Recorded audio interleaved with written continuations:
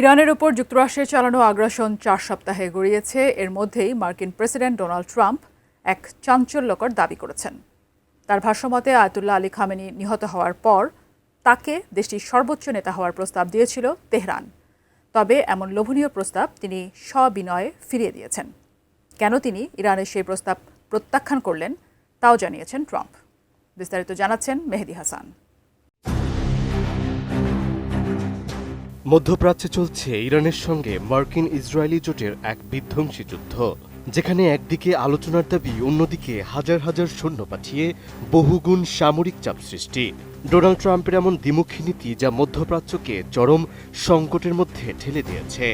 আর এই পরিস্থিতির মধ্যেই মার্কিন প্রেসিডেন্টের এক দাবি নিয়ে শুরু হয়েছে আলোচনা সমালোচনা। তিনি বলেছেন ইরান নাকি তাকে সর্বোচ্চ নেতা হওয়ার প্রস্তাব দিয়েছিল। ২৬ মার্চ ওয়াশিংটনে ন্যাশনাল রিপাবলিকান কংগ্রেসনাল কমিটির বার্ষিক তহবিল সংগ্রহ অনুষ্ঠানে দেয়া এক বক্তব্যে ট্রাম্প এই দাবি করেন। তিনি বলেন, আমেরিকা ও ইসরায়েল যৌথ সামরিক অভিযানে আয়াতুল্লাহ আলী খামেনি নিহত হওয়ার পর তেহরানের পক্ষ থেকে আনুষ্ঠানিকভাবে তাকে এই পদের জন্য প্রস্তাব দেওয়া হয়েছিল। তবে তিনি এই প্রস্তাব সবিনয়ে ফিরিয়ে দিয়েছিলেন।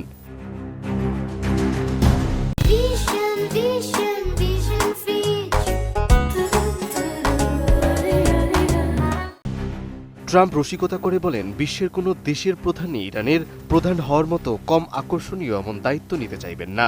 তিনি দাবি করেন, ইরান তাকে দেশটির পরবর্তী সর্বোচ্চ নেতা হওয়ার প্রস্তাব দিয়েছিল, কিন্তু তিনি সেই প্রস্তাব প্রত্যাখ্যান করেছিলেন। একই সঙ্গে তিনি আরও দাবি করেন, তেহরান পর্দার আড়ালে ওয়াশিংটনের সঙ্গে যুদ্ধ বন্ধের জন্য আলোচনা করছে, যদিও প্রকাশ্যে তারা সব ধরনের আলোচনার কথা অস্বীকার করছে। তবে এই দাবির বিপরীতে আয়াতুল্লাহ আলী খামেনির মৃত্যুর পর ইরান ইতিমধ্যেই তার ছেলে মোস্তফা খামেনিকে দেশের নতুন সর্বোচ্চ নেতা হিসেবে দায়িত্ব দিয়েছেন।